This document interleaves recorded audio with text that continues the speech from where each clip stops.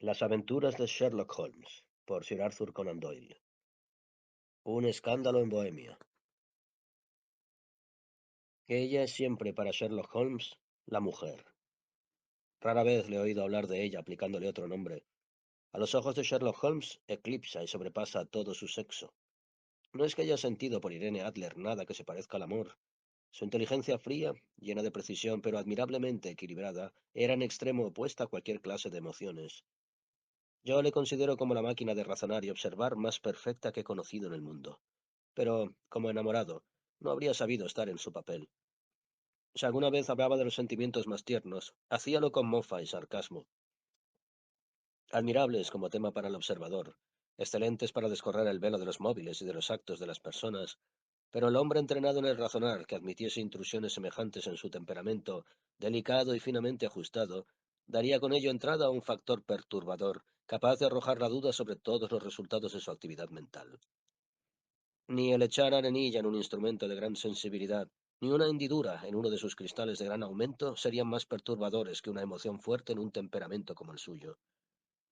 Pero con todo eso, no existía para él más que una sola mujer, y esta era la que se llamó Irene Adler, de memoria sospechosa y discutible. Era poco lo que yo había sabido de Holmes en los últimos tiempos. Mi matrimonio nos había apartado al uno del otro. Mi completa felicidad y los diversos intereses que, centrados en el hogar, rodean al hombre que se ve por vez primera con casa propia, bastaban para absorber mi atención. Holmes, por su parte, dotado de un alma bohemia, sentía aversión a todas las formas de la vida de sociedad y permanecía en sus habitaciones de Baker Street, enterrado entre sus libracos, alternando las semanas entre la cocaína y la ambición, entre los adormilamientos de la droga y la impetuosa energía de su propia y ardiente naturaleza. Continuaba con su profunda afición al estudio de los hechos criminales y dedicaba sus inmensas facultades y extraordinarias dotes de observación a seguir determinadas pistas y aclarar los hechos misteriosos que la policía oficial había puesto de lado por considerarlos insolubles. Había llegado hasta mí, de cuando en cuando, ciertos vagos rumores acerca de sus actividades, que lo habían llamado a Odessa cuando el asesinato de Trepov, que había puesto en claro la extraña tragedia de los hermanos Atkinson en Trincomalee, y por último, de cierto cometido que había desempeñado de manera tan delicada y con tanto éxito por encargo de la familia reinante de Holanda. Sin embargo, fuera de estas señales de su actividad que yo me limité a compartir con todos los lectores de la prensa diaria, era muy poco lo que había sabido de mi antiguo amigo y compañero. Regresaba yo cierta noche, la del 20 de marzo de 1888, de una visita a un enfermo, porque había vuelto a consagrarme al ejercicio de la medicina civil, y tuve que pasar por Baker Street. Al cruzar por delante de la puerta que tan gratos recuerdos tenía para mí, y que por fuerza tenía que asociarme siempre en mi mente con mi noviazgo y con los tétricos episodios del estudio en escarlata, me asaltó un vivo deseo de volver a charlar con Holmes y de saber en qué estaba empleando sus extraordinarias facultades. Vi sus habitaciones brillantemente iluminadas, y cuando alcé la vista hacia ellas, llegué incluso a distinguir su figura, alta y enjuta, al proyectarse por dos veces su negra silueta sobre la cortina. Sherlock Holmes se paseaba por la habitación a paso vivo, con impaciencia, la cabeza caída sobre el pecho y las manos entrelazadas a la espalda. Para mí, que conocía todos sus humores y hábitos, su actitud y sus maneras tenían cada cual un significado propio. Otra vez estaba dedicado al trabajo. Había salido de las ensoñaciones provocadas por la droga y estaba lanzado por el husmillo fresco de algún problema nuevo. Tiré de la campanilla de llamada y me hicieron subir a la habitación que había sido parcialmente mía. Sus maneras no eran efusivas. Rara vez lo eran, pero, según yo creo, se alegró de verme. Sin hablar apenas, pero con mirada cariñosa, me señaló con un vaivén de la mano un sillón. Me echó su caja de cigarros, me indicó una garrafa de licor y un recipiente de agua de Seltz que había en un rincón. Luego se colocó en pie delante del fuego y me pasó revista con su característica manera introspectiva. Le sienta bien el matrimonio, dijo a modo de comentario. Me está pareciendo, Watson, que ha engordado usted 7 libras y media desde la última vez que le vi. 7, le contesté. Pues la verdad, yo habría dicho que un poquitín más. Yo creo, Watson, que un poquitín más. Y por lo que veo, otra vez ejerciendo la medicina. No me había dicho usted que tenía el propósito de volver a su trabajo. Pero ¿cómo lo sabe usted? Lo estoy viendo. Lo deduzco. ¿Cómo sé que últimamente ha cogido usted mucha humedad y que tiene a su servicio una doméstica torpe y descuidada? Mi querido Holmes, le dije, esto es demasiado. De haber vivido usted hace unos cuantos siglos, con seguridad que habría acabado en la hoguera. Es cierto que el jueves pasado tuve que hacer una excursión al campo y que regresé a mi casa todo sucio. Pero, como no es esta la ropa que llevaba, no puedo imaginarme de dónde saca usted esa deducción. En cuanto a marihuana, sí, que es una muchacha incorregible, y por eso mi mujer le ha dado ya el aviso de despido. Pero tampoco sobre ese detalle consigo imaginarme de qué manera llega usted a razonarlo. Sherlock Holmes se rió por lo bajo y se frotó las manos largas y nerviosas. Es la cosa más sencilla, dijo. La vista me dice que en la parte interior de su zapato izquierdo, precisamente en el punto en que se proyecta la claridad del fuego de la chimenea, está el cuero marcado por 6 cortes casi paralelos.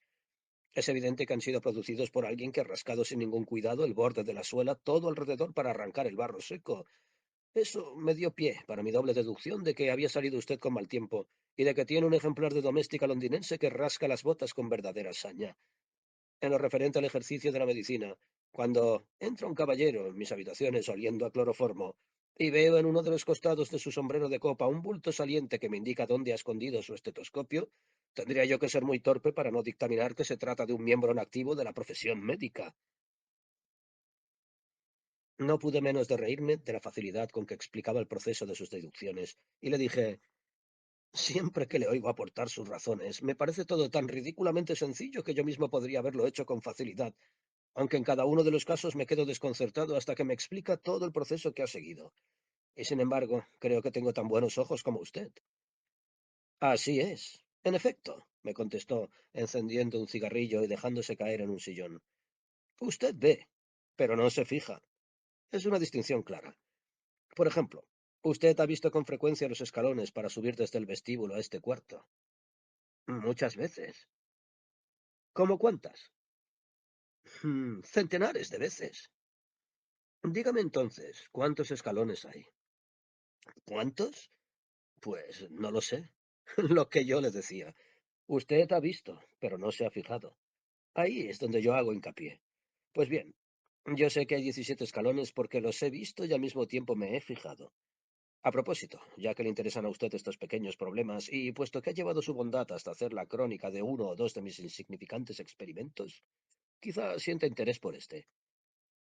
Me tiró desde donde él estaba una hoja de papel de cartas grueso y de color de rosa que había estado hasta ese momento encima de la mesa, y añadió, me llegó por el último correo.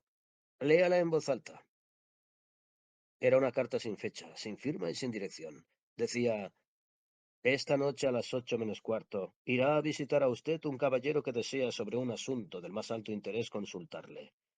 Los recientes servicios que ha prestado usted a una de las casas reinantes de Europa han demostrado que es usted persona a la que se pueden confiar asuntos cuya importancia no es posible exagerar.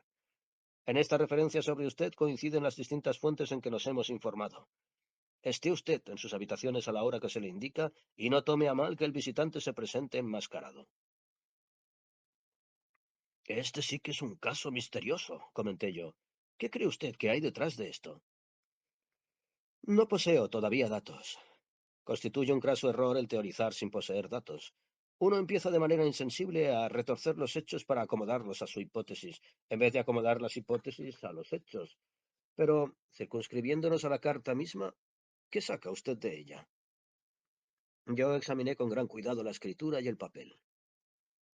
Puede presumirse que la persona que ha escrito esto ocupa una posición desahogada, hice notar, esforzándome por imitar los procedimientos de mi compañero.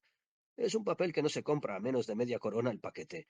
Su cuerpo y su rigidez son característicos. Ha dicho usted la palabra exacta. Característicos, comentó Holmes. Ese papel no es en modo alguno inglés. Póngalo al trasluz. Así lo hice, y vi una E mayúscula con una G minúscula, una P y una G mayúscula seguida de una T minúscula entrelazadas en la fibra misma del papel. ¿Qué saca usted de eso? Preguntó Holmes. Debe de ser el nombre del fabricante, o mejor dicho, su monograma. De ninguna manera. La G mayúscula, con la T minúscula, equivale a Gesellschaft, que en alemán quiere decir compañía. Es una abreviatura como nuestra CIA. La P es, desde luego, papier. Veamos las letras. EG. Echemos un vistazo a nuestro diccionario geográfico. Bajó de uno de los estantes un pesado volumen y continuó. Egloff. Eglonitz. Aquí lo tenemos. Egria. Es una región de Bohemia en la que se habla el alemán, no lejos de Karlsbad.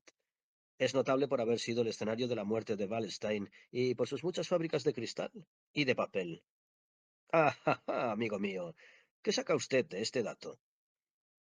Le centelleaban los ojos y envió hacia el techo una gran nube triunfal de humo azul de su cigarrillo. El papel ha sido fabricado en Bohemia, le dije. Exactamente. Y la persona que escribió la carta es alemana, como puede deducirse de la manera de redactar una de sus sentencias. Ni un francés ni un ruso le habrían dado ese giro. Los alemanes tratan con muy poca consideración a sus verbos. Solo nos queda, pues, por averiguar qué quiere este alemán que escribe en papel de Bohemia y que prefiere usar una máscara a mostrar su cara. Pero si no me equivoco, aquí está él para aclarar nuestras dudas. Mientras Sherlock Holmes hablaba, se oyó ruido de cascos de caballos y el rechinar de unas ruedas rozando el bordillo de la acera. Todo ello seguido de un fuerte campanillazo en la puerta de la calle. Holmes dejó escapar un silbido y dijo: ¿De dos caballos? A juzgar por el ruido. Luego prosiguió mirando por la ventana. Sí, un lindo coche Brabham, tirado por una yunta preciosa. 150 guineas valdrá cada animal. Watson, en este caso hay dinero, por lo menos, aunque no hubiera otra cosa. Holmes, estoy pensando que lo mejor será que me retire. De ninguna manera, doctor. Permanezca donde está. Yo estoy perdido sin mi Boswell. Esto promete ser interesante. Sería una lástima que usted se lo perdiese. Pero quizá su cliente no se preocupe de él. Quizá yo necesite la ayuda de usted y él también. Aquí llega. Siéntese en ese sillón, doctor, y préstenos su mayor atención. Unos pasos lentos y fuertes que se habían oído en la escalera y en el pasillo se detuvieron junto a la puerta del lado exterior, y de pronto resonaron unos golpes secos. Adelante, dijo Holmes. Entró un hombre que no bajaría de los 6 pies y 6 pulgadas de estatura, con el pecho y los miembros de un Hércules. Sus ropas eran de una riqueza que en Inglaterra se habría considerado como lindando con el mal gusto. Le acuchillaban las mangas y los delanteros de su chaqueta cruzaba unas pesadas franjas de astracán, y su capa azul oscuro, que tenía echada hacia atrás sobre los hombros, estaba forrada de seda color llama, y sujeta al cuello con un broche consistente en un berilo resplandeciente. Unas botas que le llegaban hasta media pierna y que estaban festoneadas en los bordes superiores con rica piel parda, completaban la impresión de bárbara opulencia que producía el conjunto de su aspecto externo. Traía en la mano un sombrero de anchas alas y en la parte superior del rostro, tapándole hasta más abajo de los pómulos, ostentaba un antifaz negro que, por lo visto, se había colocado en ese mismo instante, porque aún tenía la mano puesta en él cuando hizo su entrada. A juzgar por las facciones de la parte inferior de la cara, se trataba de un hombre de carácter voluntarioso, de labio inferior grueso y caído, y barbilla prolongada y recta, que sugería una firmeza llevada hasta la obstinación. ¿Recibió usted mi carta? Preguntó con voz profunda y ronca, de fuerte acento alemán. Le anunciaba mi visita. Nos miraba tan pronto a uno como a otro, dudando a cuál de los dos tenía que dirigirse. Tome usted asiento, por favor, le dijo Sherlock Holmes. Este señor es mi amigo y colega, el doctor Watson, que a veces lleva su amabilidad hasta ayudarme en los casos que se me presentan. ¿A quién tengo el honor de hablar? Puede hacerlo como si yo fuese el conde von Kram, aristócrata bohemio. Doy por supuesto que este caballero amigo suyo es hombre de honor y discreto, al que yo puedo confiar un asunto de la mayor importancia. De no ser así, preferiría muchísimo tratar con usted solo. Me levanté para retirarme, pero Holmes me agarró de la muñeca y me empujó, obligándome a sentarme. O a los dos, o a ninguno, dijo. Puede usted hablar delante de este caballero todo cuanto quiera, decirme a mí. El conde encogió sus anchos hombros y dijo: siendo así, tengo que empezar exigiendo de ustedes un secreto absoluto por un plazo de 2 años, pasados los cuales el asunto carecerá de importancia. En este momento no exageraría afirmando que la tiene tan grande que pudiera influir en la historia de Europa. Lo prometo, dijo Holmes. Y yo también. Ustedes me disculparán este antifaz, prosiguió nuestro extraño visitante. La augusta persona que se sirve de mí desea que su agente permanezca incógnito para ustedes, y no estará de más que confiese desde ahora mismo que el título nobiliario que he adoptado no es exactamente el mío. Ya me había dado cuenta de ello, dijo secamente Holmes. Trátase de circunstancias sumamente delicadas y es preciso tomar toda clase de precauciones para ahogar lo que pudiera llegar a ser un escándalo inmenso y comprometer seriamente a una de las familias reinantes de Europa. Hablando claro, está implicada en este asunto la gran casa de los Ormstein, reyes hereditarios de Bohemia. También lo sabía, murmuró Holmes, arrellanándose en un sillón y cerrando los ojos. Nuestro visitante miró con algo de evidente sorpresa la figura lánguida y repantingada de aquel hombre al que sin duda le habían pintado como el razonador más incisivo y el agente más enérgico de Europa. Holmes reabrió poco a poco los ojos y miró con impaciencia a su gigantesco cliente. Si Su Majestad se dignase exponer su caso, dijo a modo de comentario, estaría en mejores condiciones para aconsejarle. Nuestro hombre saltó de su silla y se puso a pasear por el cuarto, presa de una agitación imposible de dominar. De pronto se arrancó el antifaz de la cara con un gesto de desesperación y lo tiró al suelo gritando: «Está usted en lo cierto. Yo soy el rey. ¿Por qué voy a tratar de ocultárselo?» Naturalmente. ¿Por qué? Murmuró Holmes. Aún no había hablado, Su Majestad, y ya me había dado cuenta de que estaba tratando con Wilhelm Gottschalk Sigismund von Ormstein, Gran Duque de Kassel-Fallenstein y rey hereditario de Bohemia. Pero ya comprenderá usted, dijo nuestro extraño visitante volviendo a tomar asiento y pasándose la mano por su frente alta y blanca. Ya comprenderá usted, digo, que no estoy acostumbrado a realizar personalmente esta clase de gestiones. Se trataba, sin embargo, de un asunto tan delicado que no podía confiárselo a un agente mío sin entregarme en sus manos. He venido bajo incógnito desde Praga con el propósito de consultar con usted. Pues entonces consúlteme, dijo Holmes, volviendo una vez más a cerrar los ojos. He aquí los hechos brevemente expuestos. Hará unos 5 años, y en el transcurso de una larga estancia mía en Varsovia, conocí a la célebre aventurera Irene Adler. Con seguridad que ese nombre le será familiar a usted. Doctor, tenga la amabilidad de buscarla en el índice, murmuró Holmes sin abrir los ojos. Venía haciendo extractos de párrafos referentes a personas y cosas, y era difícil tocar un tema o hablar de alguien sin que él pudiera suministrar en el acto algún dato sobre los mismos. En el caso actual encontré la biografía de aquella mujer, empaderada entre las de un rabino hebreo y la de un oficial administrativo de la Marina, autor de una monografía acerca de los peces abismales. Déjeme ver, dijo Holmes.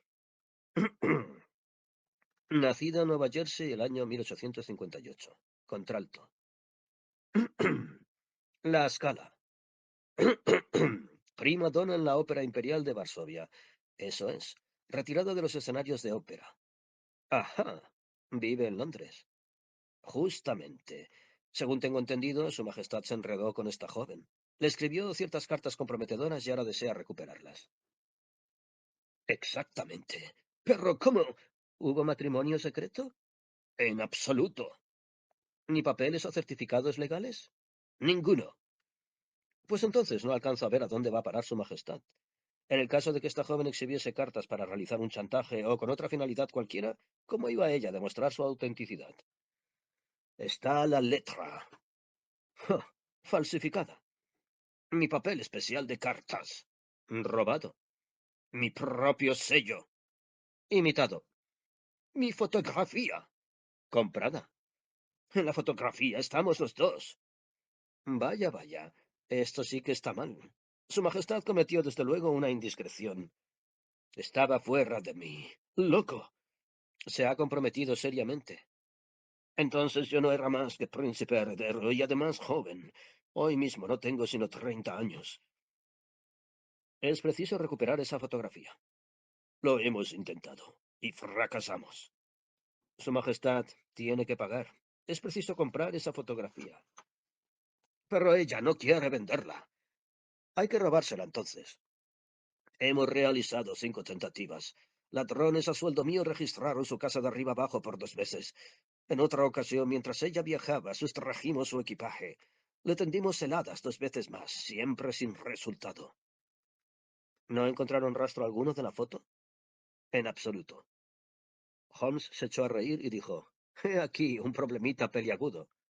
«Pero muy serio para mí», le replicó en tono de reconvención el rey. «Muchísimo, desde luego. Pero, ¿qué se propone hacer ella con esa fotografía?» «Arruinarme». «¿Cómo?» «Estoy en vísperas de contraer matrimonio». Eso tengo entendido. Con Clotilde Lothman von Sachsen-Meiningen, hija segunda del rey de Escandinavia. Quizás sepa usted que es una familia de principios muy estrictos, y ella misma es la esencia de la delicadeza. Bastaría una sombra de duda acerca de mi conducta para que todo se viniese abajo. ¿Y qué dice Irene Adler? Amenaza con enviarles la fotografía, y lo hará. Estoy seguro de que lo hará. Usted no la conoce. Tiene un alma de acero. Posee el rostro de la más hermosa de las mujeres y el temperamento del más resuelto de los hombres. Es capaz de llegar a cualquier extremo antes de consentir que yo me case con otra mujer. ¿Está seguro de que no la ha enviado ya? Lo estoy. ¿Por qué razón? Porque ella aseguró que la enviaría el día mismo en que se haga público el compromiso matrimonial, y eso ocurrirá el lunes próximo. Entonces tenemos por delante 3 días aún, exclamó Holmes bostezando. Es una suerte, porque en este mismo instante tengo entre manos un par de asuntos de verdadera importancia. Supongo que Su Majestad permanecerá por ahora en Londres, ¿no es así? Desde luego. Usted me encontrará en el Langham, bajo el nombre de Conde von Kram. Le haré llegar unas líneas para informarle de cómo llevamos el asunto. Hágalo así, se lo suplico, porque vivo en una gran ansiedad. Otra cosa. Y la cuestión dinero. ¿Tiene usted carte blanche? ¿Sin limitaciones? Le aseguro que daría una provincia de mi reino por tener en mi poder la fotografía. ¿Y para gastos de momento? El rey sacó de debajo de su capa un grueso talego de gamuza y lo puso encima de la mesa diciendo: «Hay 300 libras en oro y 700 en billetes». Holmes garrapateó en su cuaderno un recibo y se lo entregó. «¿Y la dirección de esa señorita?», preguntó. «Pabellón Prioni, Serpentine Avenue, St. John's Wood». Holmes tomó nota y dijo: «Otra pregunta. ¿Era la foto de tamaño exposición?» «Sí que lo era». «Entonces, Majestad, buenas noches, y espero que no tardemos en tener alguna buena noticia para usted. Y a usted también, Watson. Buenas noches», agregó. Así que sonaron sobre la calle las ruedas del Brabham Real. «Si tuviese la amabilidad de pasarse por aquí mañana por la tarde a las 3, me gustaría charlar con usted de este asunto». A las 3 en punto me encontraba yo en Baker Street, pero Holmes no había regresado todavía. La dueña me informó que había salido de casa poco después de las 8 de la mañana. Me senté, no obstante, junto al fuego, resuelto a esperarle por mucho que tardase. Esta investigación me había interesado profundamente. No estaba rodeada de ninguna de las características extraordinarias y horrendas que concurrían en los 2 crímenes que he dejado ya relatados, pero la índole del caso y la alta posición del cliente de Holmes lo revestían de un carácter especial. La verdad es que, con independencia de la índole de las pesquisas que mi amigo emprendía, había en su magistral manera de abarcar las situaciones y en su razonar agudo e incisivo un algo que convertía para mí en un placer el estudio de su sistema de trabajo, y el seguir en los métodos, rápidos y sutiles, con que desenredaba los misterios más inextricables. Me hallaba yo tan habituado a verle triunfar, que ni siquiera me entraba en la cabeza la posibilidad de un fracaso suyo. Eran ya cerca de las 4 cuando se abrió la puerta y entró en la habitación un mozo de cuadra, con aspecto de borracho, desaseado, de patillas largas, cara abotargada y ropas indecorosas. A pesar de hallarme acostumbrado a la asombrosa habilidad de mi amigo para el empleo de disfraces, tuve que examinarlo muy detenidamente antes de cerciorarme de que era él, en persona. Me saludó con una inclinación de cabeza y se metió en su dormitorio, del que volvió a salir antes de 5 minutos vestido con traje de mezclilla y con su aspecto respetable de siempre. «¿Pero quién iba a decirlo?», exclamé yo, y él se rió hasta sofocarse, y rompió de nuevo a reír, y tuvo que recostarse en su sillón, desmadejado e impotente. «¿De qué se ríe?». «La cosa tiene demasiada gracia.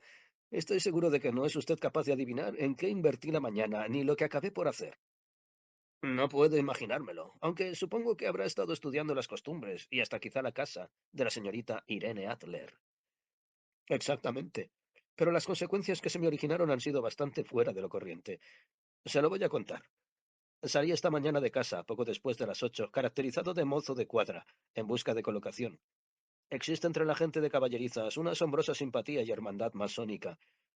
Sea usted uno de ellos y sabrá todo lo que hay que hacer. Pronto di con el pabellón Brioni. Es una joyita de chalet con jardín en la parte posterior, pero con su fachada de 2 pisos construida en línea con la calle. La puerta tiene cerradura sencilla.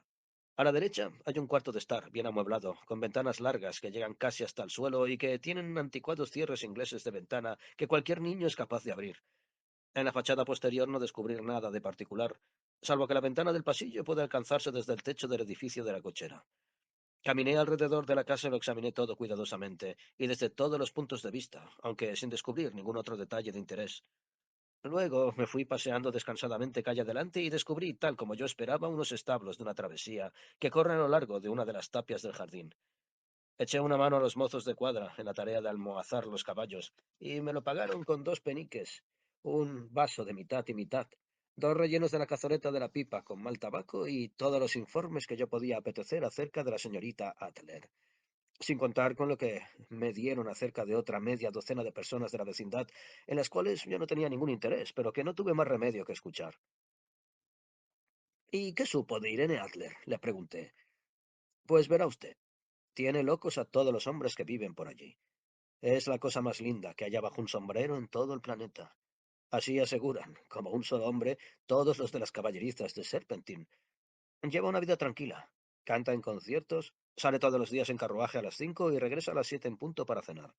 Salvo cuando tiene que cantar, es muy raro que haga otras salidas.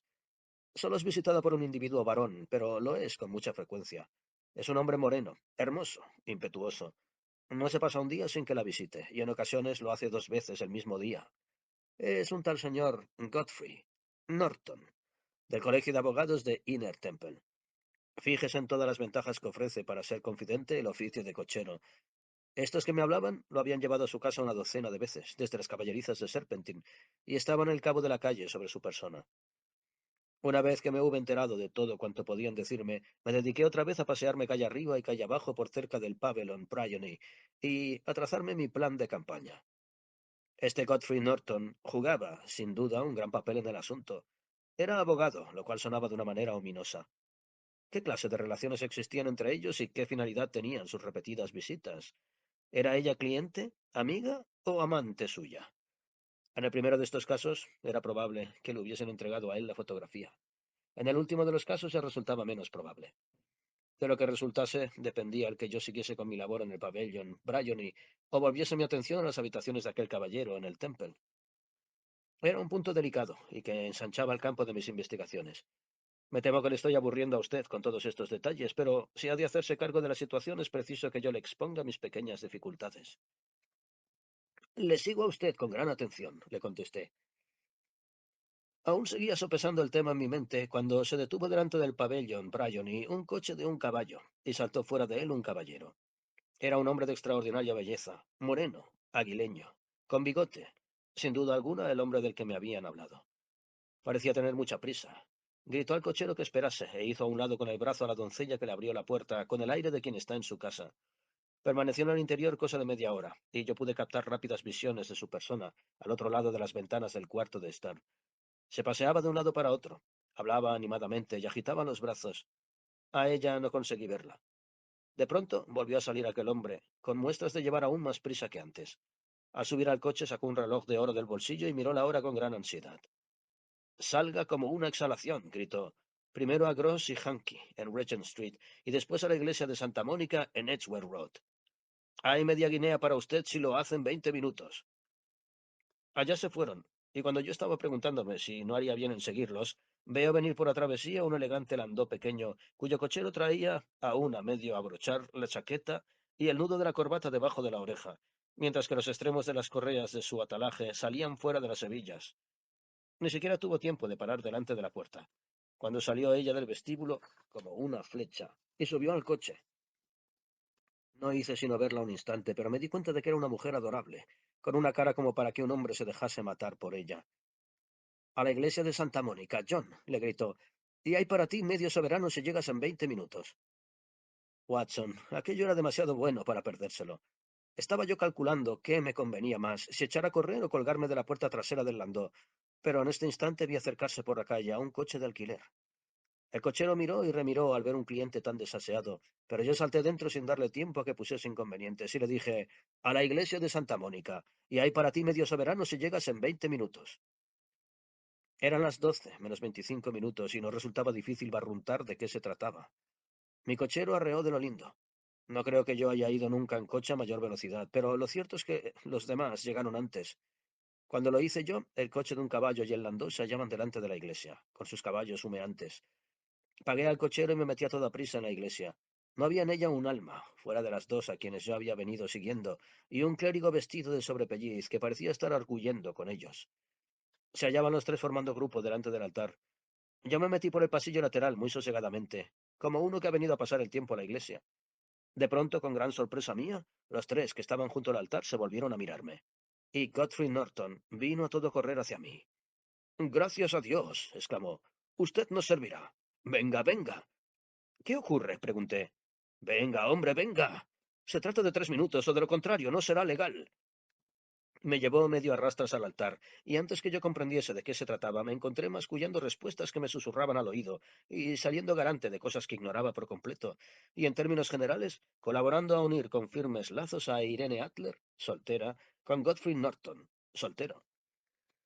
Todo se hizo en un instante, y ahí me tiene usted entre el caballero a un lado mío, que me daba las gracias, y al otro lado la dama haciendo lo propio, mientras el clérigo me sonreía delante de una manera beatífica. Fue la situación más absurda en que yo me he visto en toda mi vida, y fue el recuerdo de la misma lo que hizo estallar mi risa hace un momento. Por lo visto, faltaba no sé qué requisito a su licencia matrimonial, y el clérigo se negaba rotundamente a casarlo si no presentaban algún testigo. Mi afortunada aparición ahorró al novio la necesidad de lanzarse a la calle a la búsqueda de un padrino. La novia me regaló un soberano que yo tengo intención de llevar en la cadena de mi reloj en recuerdo de aquella ocasión. Las cosas han tomado un giro inesperado, dije yo. ¿Qué va a ocurrir ahora? Pues la verdad, me encontré con mis planes seriamente amenazados. Saqué la impresión de que quizá la pareja se iba a largar de allí inmediatamente, lo que requería de mi parte medidas rapidísimas y enérgicas. Sin embargo, se separaron a la puerta de la iglesia, regresando él en su coche al Temple y ella en el suyo a su propia casa. Al despedirse, le dijo a ella: Me pasearé como siempre, en coche a las 5 por el parque. No oí más. Los coches marcharon en diferentes direcciones y yo me encaminé a lo mío. ¿Y qué es lo suyo? Pues el comerme alguna carne fiambre y beberme un vaso de cerveza, contestó tocando las campanillas. He andado demasiado atareado para pensar en tomar ningún alimento y es probable que al anochecer lo esté aún más. A propósito, doctor, me va a ser necesaria su cooperación. Encantado. ¿No le importará faltar a la ley? Absolutamente nada. ¿Ni el ponerse a riesgo de que lo detengan? No, si se trata de una buena causa. Oh, la causa es excelente. Entonces cuente conmigo. Estaba seguro de que podía contar con usted. Pero, ¿qué es lo que desea de mí? Se lo explicaré una vez que la señora Turner haya traído su bandeja. Y ahora, dijo, encarándose con la sencilla comida que le había servido nuestra patrona, como es poco el tiempo de que dispongo, tendré que explicárselo mientras como. Son ya casi las 5. Es preciso que yo me encuentre dentro de 2 horas en el lugar de la escena. La señorita, o mejor dicho, la señora Irene, regresará a las 7 de su paseo en coche. Necesitamos estar junto al pabellón Bryony para recibirla. ¿Y entonces qué? Deje eso de cuenta mía. Tengo dispuesto ya lo que tiene que ocurrir. He de insistir tan solo en una cosa. Ocurra lo que ocurra, usted no debe intervenir. ¿Me entiende? Quiere decir que debo permanecer neutral, sin hacer absolutamente nada. Ocurrirá probablemente algún incidente desagradable. Usted quédese al margen. El final será que me tendrán que llevar al interior de la casa. 4 o 5 minutos más tarde se abrirá la ventana del cuarto de estar. Usted se situará cerca de la ventana abierta. Entendido. Y cuando yo levante mi mano así, arrojará usted al interior de la habitación algo que yo le daré, y al mismo tiempo dará usted la voz de fuego. ¿Va usted siguiéndome? Completamente. No se trata de nada muy terrible, dijo sacando del bolsillo un rollo largo de forma de cigarro. Es un cohete ordinario de humo de plomero, armado en sus dos extremos con sendas cápsulas para que se encienda automáticamente. A eso se limita su papel. Cuando dé usted la voz de fuego, la repetirá una cantidad de personas. Entonces puede usted marcharse hasta el extremo de la calle, a donde yo iré a juntarme con usted al cabo de 10 minutos. ¿Me he explicado con suficiente claridad? Debo mantenerme neutral, acercarme a la ventana, estar atento a usted y en cuanto usted me haga una señal, arrojar al interior este objeto, dar la voz de fuego y esperarle en la esquina de la calle. Exactamente. Pues entonces confíe en mí. Magnífico. Pienso que quizás se haya tiempo de que me caracterice para el nuevo papel que tengo que representar. Desapareció en el interior de su dormitorio, regresando a los pocos minutos caracterizado como un clérigo disidente, bondadoso y sencillo. Su ancho sombrero negro, pantalones abolsados, corbata blanca, sonrisa de simpatía y aspecto general de observador curioso y benévolo eran tales que solo un señor John Hare sería capaz de igualarlos. A cada tipo nuevo que se disfrazaba parecía cambiar hasta de expresión, maneras e incluso de alma. Cuando Holmes se especializó en criminología, la escena perdió un actor, y hasta la ciencia un agudo razonador.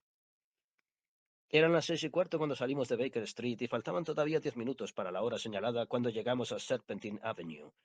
Estaba ya oscurecido y se procedía a encender los faroles del alumbrado. Nos paseamos de arriba para abajo, por delante del pabellón Bryony, esperando a su ocupante.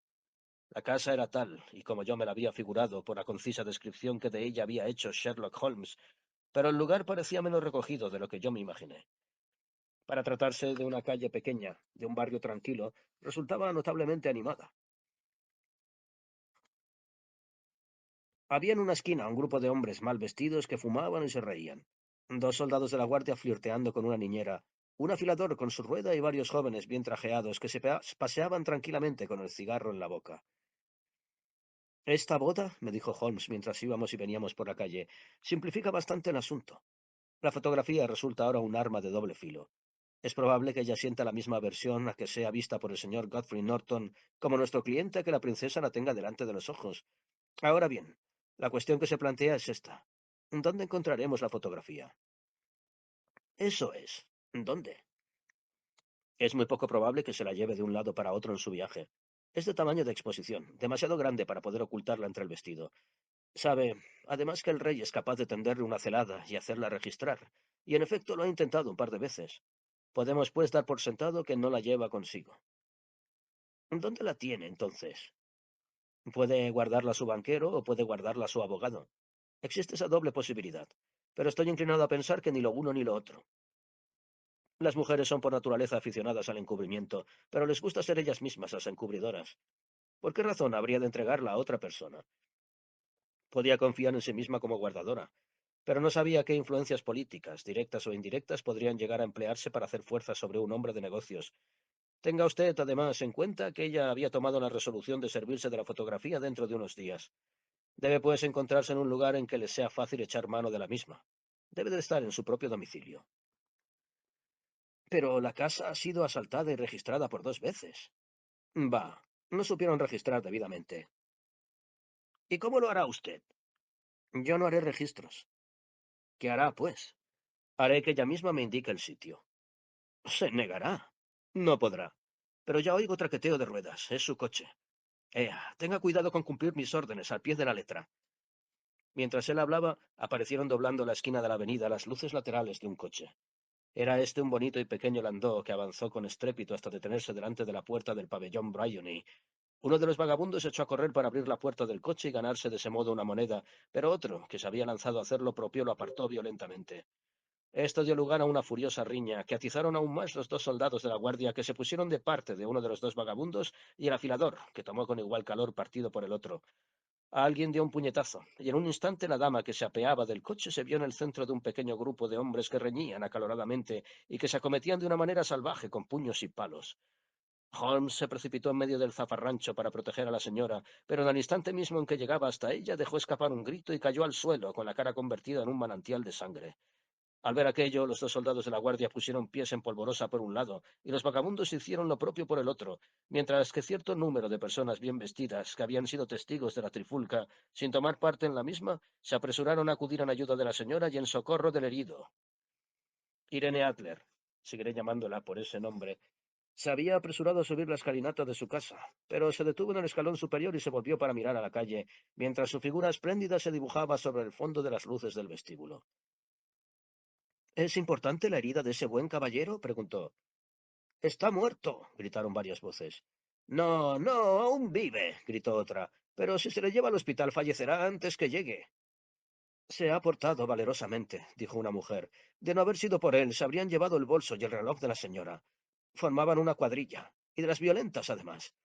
Miren cómo respira ahora. No se le puede dejar tirado en la calle. ¿Podemos entrarlo en la casa, señora? Claro que sí. Éntrenlo al cuarto de estar, donde hay un cómodo sofá. Por aquí, hagan el favor. Lenta y solemnemente fue metido en el pabellón Bryony y tendido en la habitación principal, mientras yo me limitaba a observarlo todo desde mi puesto junto a la ventana. Habían encendido las luces, pero no habían corrido las cortinas, de modo que veía a Holmes tendido en el sofá. Yo no sé si él se sentiría en ese instante arrepentido del papel que estaba representando, pero sí sé que en mi vida me he sentido tan sinceramente avergonzado de mí mismo como cuando pude ver a la hermosa mujer contra la cual estaba yo conspirando y la gentileza y amabilidad con que cuidaba al herido. Sin embargo, el echarme atrás en la representación del papel que Holmes me había confiado equivaldría a la más negra traición. Endurecí mi sensibilidad y saqué de debajo de mi amplio gabán el cohete de humo. Después de todo, pensé, no le causamos a ella ningún perjuicio. Lo único que hacemos es impedir que ella se lo cause a otro. Holmes se había incorporado en el sofá y le vi que accionaba como si le faltase el aire. Una doncella corrió a la ventana y la abrió de par en par. En ese mismo instante le vi levantar la mano, y como respuesta a esa señal arrojé yo al interior el cohete y di la voz de ¡fuego! No bien salió la palabra de mi boca cuando toda la muchedumbre de espectadores, bien y mal vestidos, caballeros, mozos de cuadra y criadas de servir, lanzaron a codo un agudo grito de ¡fuego! Se alzaron espesas nubes ondulantes de humo dentro de la habitación y salieron por la ventana al exterior. Tuve una visión fugaz de figuras humanas que echaban a correr, y oí dentro la voz de Holmes, que les daba la seguridad de que se trataba de una falsa alarma. Me deslicé por entre la multitud vociferante, abriéndome paso hasta la esquina de la calle, y 10 minutos más tarde tuve la alegría de sentir que mi amigo pasaba su brazo por el mío, alejándonos del escenario de aquel griterío. Caminamos rápidamente y en silencio durante algunos minutos hasta que doblamos por una de las calles tranquilas que desembocan en Edgeworth Road. Lo hizo usted muy bien, doctor, me dijo Holmes. No hubiera sido posible mejorarlo. Todo ha salido perfectamente. ¿Tiene ya la fotografía? Sé dónde está. ¿Y cómo lo descubrió? Ya le dije a usted que ella me lo indicaría. Sigo a oscuras. No quiero hacer del asunto un misterio, exclamó riéndose. Era una cosa sencilla. Ya se daría usted cuenta de que todos cuantos estaban en la calle eran cómplices. Los había contratado para la velada. Lo sospeché. Pues cuando se armó la trifulca, yo ocultaba en la mano una pequeña cantidad de pintura roja, húmeda. Me abalancé. Caí. Me di con fuerza en la cara con la palma de la mano y ofrecí un espectáculo que movía a compasión. Es un truco ya viejo. También llegué a penetrar en ese detalle. Luego me metieron en la casa. Ella no tenía más remedio que recibirme. ¿Qué otra cosa podía hacer? Y tuvo que recibirme en el cuarto de estar, es decir, en la habitación misma en que yo sospechaba que se encontraba la fotografía. O allí o en su dormitorio. Y yo estaba resuelto a ver en cuál de los dos. Me tendieron en el sofá. Hice como que me ahogaba. No tuvieron más remedio que abrir la ventana y tuvo usted de ese modo su oportunidad. ¿Y de qué le sirvió mi acción? De ella dependía todo. Cuando una mujer cree que su casa está ardiendo, el instinto la lleva a precipitarse hacia el objeto que tiene más aprecio. Es un impulso irresistible del que más de una vez me he aprovechado. Recurrí a él cuando el escándalo de la suplantación de Darlington y en el del castillo de Answorth. Si la mujer es casada, corre a coger en brazos a su hijito. Si es soltera, corre en busca de su estuche de joyas. Pues bien, era evidente que nuestra dama de hoy no guardaba en casa nada que fuese más precioso para ella que lo que nosotros buscábamos. La alarma, simulando que había estallado un fuego, se dio admirablemente.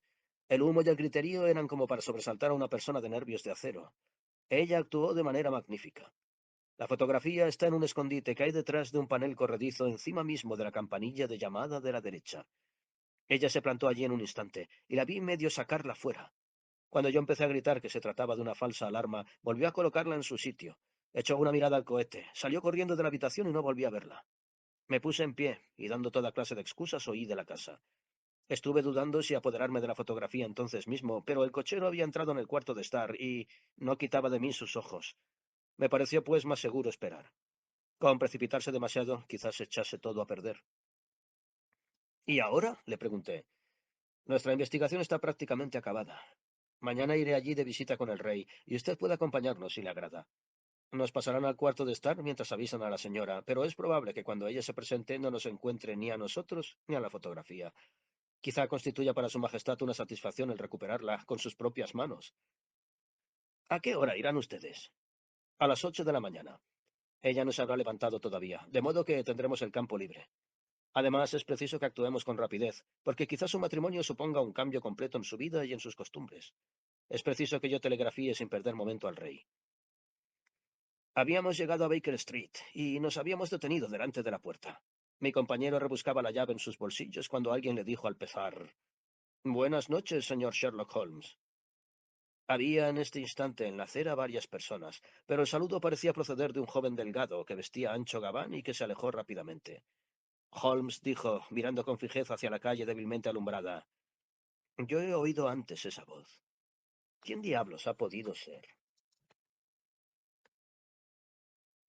Dormí esa noche en Baker Street y nos hallábamos desayunando nuestro café con tostada cuando el rey de Bohemia entró con gran prisa en la habitación. «¿De verdad que se apoderó usted de ella?», exclamó agarrando a Sherlock Holmes por los dos hombros y clavándole en la cara una ansiosa mirada. «Todavía no. ¿Pero confía en hacerlo?» «Confío. Vamos entonces. Ya estoy impaciente por ponerme en camino. Necesitamos un carruaje». «No, tengo esperando a mi Brougham». Eso simplifica las cosas. Bajamos a la calle y nos pusimos una vez más en marcha hacia el pabellón Bryony. «Irene Adler se ha casado», hizo notar Holmes. «¿Que se ha casado? ¿Cuándo?» «Ayer». «¿Y con quién?» «Con un abogado inglés apellidado Norton». «Pero no es posible que esté enamorada de él». «Yo tengo ciertas esperanzas de que lo esté». «¿Y por qué ha de esperarlo usted?» «Porque ello le ahorraría a su majestad todo temor de futuras molestias. Si esa dama está enamorada de su marido, será que no lo está de su majestad. Si no ama a su majestad, no habrá motivo de que se entremeta en vuestros proyectos». «Eso es cierto. Sin embargo, pues bien, ojalá que ella hubiese sido una mujer de mi misma posición social. Qué gran reina habría sabido ser». El rey volvió a caer en un silencio ceñudo, que nadie rompió hasta que nuestro coche se detuvo en la Serpentine Avenue. La puerta del pabellón Bryony estaba abierta y vimos a una mujer anciana en lo alto de la escalinata. Nos miró con ojos burlones cuando nos apeamos del coche del rey y nos dijo: «El señor Sherlock Holmes, ¿verdad?». «Yo soy el señor Holmes», contestó mi compañero, alzando la vista hacia ella con mirada de interrogación y de no pequeña sorpresa. «Me lo imaginé. Mi señora me dijo que usted vendría probablemente a visitarla. Se marchó esta mañana con su esposo en el tren que sale de Charing Cross a las 5:15 con destino al continente». «¿Cómo?», exclamó Sherlock Holmes, retrocediendo como si hubiese recibido un golpe y pálido de pesar y de sorpresa. «¿Quiere usted decirme con ello que su señora abandonó ya Inglaterra? Para nunca más volver». «¿Y esos documentos?», preguntó con voz ronca el rey. «Todo está perdido». «Eso vamos a verlo». Sherlock Holmes apartó con el brazo a la criada y se precipitó al interior del cuarto de estar, seguido por el rey y por mí. Los muebles se hallaban desparramados en todas direcciones, los estantes desmantelados, los cajones abiertos, como si aquella dama lo hubiese registrado y saqueado todo antes de su fuga. Holmes se precipitó hacia el cordón de la campanilla, corrió a un pequeño panel y, metiendo la mano dentro del hueco, extrajo una fotografía y una carta. La fotografía era la de Irene Adler en traje de noche, y la carta llevaba el siguiente sobrescrito: «Para el señor Sherlock Holmes. La retirará él en persona». Mi amigo rasgó el sobre, y nosotros tres la leímos al mismo tiempo. Estaba fechada a medianoche del día anterior y decía así: «Mi querido Sherlock Holmes, la verdad es que lo hizo usted muy bien. Me engañó usted por completo. Hasta después de la alarma del fuego no sospeché nada, pero entonces, al darme cuenta de que ya había traicionado mi secreto, me puse a pensar. Desde hace meses me habían puesto en guardia contra usted, asegurándome de que si el rey empleaba a un agente, ese sería usted, sin duda alguna. Me dieron también su dirección, y sin embargo logró usted que yo le revelase lo que deseaba conocer. Incluso cuando se despertaron mis recelos, me resultaba duro el pensar mal de un anciano clérigo tan bondadoso y simpático, pero como usted sabrá, también yo he tenido que practicar el oficio de actriz. La ropa varonil no resultaba una novedad para mí, y con frecuencia aprovecho la libertad de movimientos que ello proporciona. Envié a John, el cochero, a que lo vigilase a usted. Eché a correr escaleras arriba. Me puse la ropa de paseo, como yo la llamo, y bajé cuando usted se marchaba. Pues bien, yo le seguí hasta su misma puerta, comprobando así que me habría convertido en objeto de interés para el célebre señor Sherlock Holmes. Entonces, y con bastante imprudencia, le di las buenas noches y marché al Temple en busca de mi marido. Nos pareció a los dos que lo mejor que podíamos hacer, al vernos perseguidos por tan formidable adversario, era huir. Por eso encontrará usted el nido vacío cuando vaya mañana a visitarme. Por lo que hace a la fotografía, puede tranquilizar a su cliente. Amo, y soy amada por un hombre que vale más que él. Puede el rey obrar como bien le plazca, sin que se lo impida la persona a quien él lastimó tan cruelmente. La conservo tan solo a título de salvaguardia mía, como arma para defenderme de cualquier paso que él pudiera dar en el futuro. Dejo una fotografía que quizá le agrade conservar en su poder, y soy de usted, querido señor Sherlock Holmes, muy atentamente. Irene Norton, nacida Adler. ¡Qué mujer! ¡Oh, qué mujer! Exclamó el rey de Bohemia una vez que leímos los tres la carta. ¿No le dije lo rápida y resuelta que era? ¿No es cierto que habría sido una reina admirable? ¿No es una lástima que no esté a mi mismo nivel? A juzgar por lo que de esa dama he podido conocer, parece que en efecto ella y su majestad están a un nivel muy distinto, dijo con frialdad Holmes. Lamento no haber podido llevar a un término más feliz el negocio de su majestad. Todo lo contrario, mi querido señor, exclamó el rey. No ha podido tener un término más feliz. Me consta que su palabra es sagrada.